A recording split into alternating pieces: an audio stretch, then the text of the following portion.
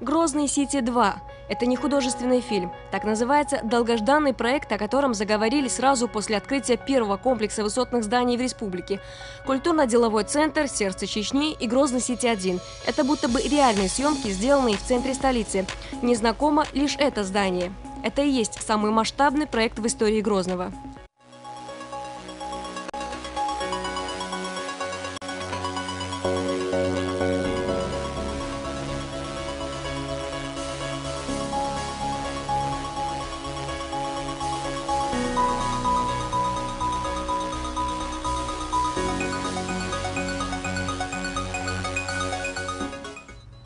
Будущее здание в проекте «Фильм» в формате 3D продемонстрировали главе республики, который, собственно, и является автором этого архитектурного шедевра. Рамзан Кадыров поручает незамедлительно приступить к строительству.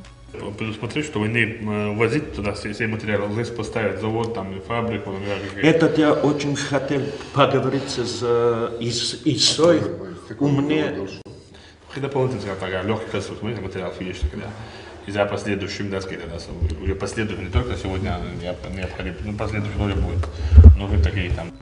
Ледовый дворец, спортплощадки, кинотеатры, офисные помещения и не только. Одним словом, город в городе. Говоря языком европейцев, вертикальный город, включающий в себя объекты культурно-развлекательного плана.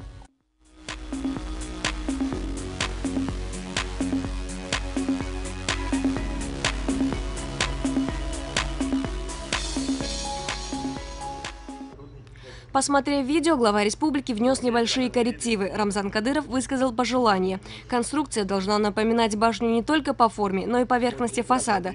Инвестором этого крупномасштабного проекта выступила европейская архитектурно-строительная компания «Omnia Arching».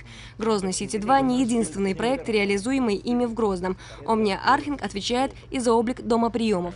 Что там театр делает? Театр мы внутри же полностью закончили эту реконструкцию, же делаем металлные конструкции для этих... А наружный там фасад? Наружный мы начали все эти конструкции для фиброцемента. Ячейки мы сейчас выбрали там. Белое, которое мы выбрали там, это специалисты там, что говорят, не могут сделать это. Вы же сделали, он делает это. Нет, это мы же... Примерно вот такой там, знаешь, стиль, там просто белый с золотом там было. Здание в 65 этажей должно открыться в день 65-летия со дня рождения первого президента.